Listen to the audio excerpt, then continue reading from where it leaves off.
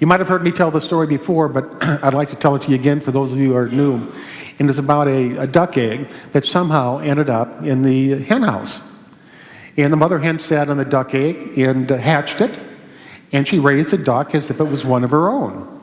She taught the duck how to walk like a chicken, how to cluck like a chicken, how to peck gravel like a chicken, and for all practical purposes, the duck believed that it was a chicken. Well, every day when the chickens would go out on their walk, they'd walk down the country road, and there'd be a lake off in the distance. And something very strange came over the duck every time he would walk by that lake. He had the urge or the desire to go towards the water. The other chicken said, no, no, no, no, you can't do that. Water is dangerous. Water will take your life. You stay on the road and you don't go near that water. But one day, the duck could not resist. And it started to walk towards the water, and all the other chickens were clucking hysterically. It moved to the water, it got in, it paddled off, and it discovered heaven. You know, each and every one of us came into this world a very pure human being. Unlike any person that ever been born before, unlike any person that'll ever be born again. Each one of us is unique. We're 1 in 6 billion, at least.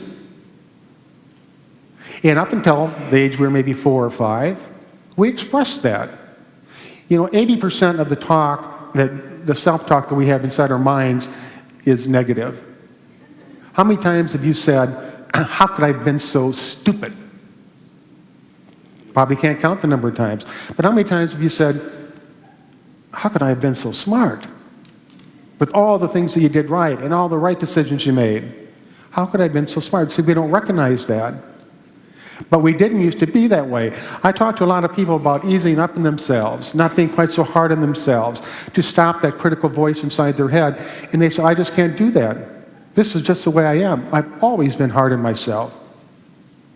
And I said, no, no, no, no, that's not true. When you came into this world, you weren't hard on yourself. When you began to talk, the first words weren't of a negative self-talk nature. When you looked at your mirror for the first time, you didn't reflect on yourself with any sort of rejection or criticism. When you went into the world, you were free to be who you were. You weren't concerned about how you were. You just were. But then there came that day, there comes a day for each and every one of us, there came that day when an expectation was impressed upon us and we didn't meet it. Either by a school teacher, by parents, perhaps by siblings, a social circle. We didn't meet an expectation, and for the first time, that thought came into our mind, I'm not as good as I should be. Self-expectations came into being. I'm not as good as I should be. Then the second thing that happened were comparisons. I'm not as good as I should be because, look at Susie over there, she's smarter than I am. Look at Jim, he's a better athlete. Look at Ronnie, he knows how to draw better than anybody in the class. I wish I was them, I wish I was them, I wish I was them. And we go into this whole cycle of wishing that we were somebody other than who we are. We discount, we depreciate our true selfhood and try to be somebody else or wish that we were somebody else, and we miss the whole experience of being you or being me. We miss that whole experience. And that's what life is all about. To not be who you are, to not appreciate who you are, to not give gratitude for who you are, is truly an insult to the Creator. It's like, you didn't do me right. You should have made me more like so-and-so. Now, I tell you this because that's the first step in the spiritual path. And as we move into the lesson next week, we're going to talk more about our mission here on earth as human beings, our mission personally as an individual. But the first step is to reconcile that voice within your head so you're at peace with who you are. You're at home in your body. You're at home in your mind. You're at home with who you are. You can look in the mirror and not wince because of what you see. In the early days, we talk a lot about comparing ourselves with other people. You know, the best athlete in the school, the best student in the school, the best looking person in school, or whatever it might be. And then I think as we grow older, I noticed anyway, when I moved into my 40s and 50s, it was like, I don't need to compare myself to anybody anymore. But that didn't stop the comparisons. What happens then is we start to compare ourselves to who we used to be. We look at a picture of ourselves 20 years ago and say, my God, what happened to that person? We wonder what happened to our youth. And so we begin to criticize ourselves because of the way we look. You know, we look in the mirror and we see a wrinkle, we see a gray hair, we see sagging skin, we see something that indicates that we're getting older, and we don't like it. We look at our hands and liver spots. Oh my God, I'm aging. Like I'm the first one.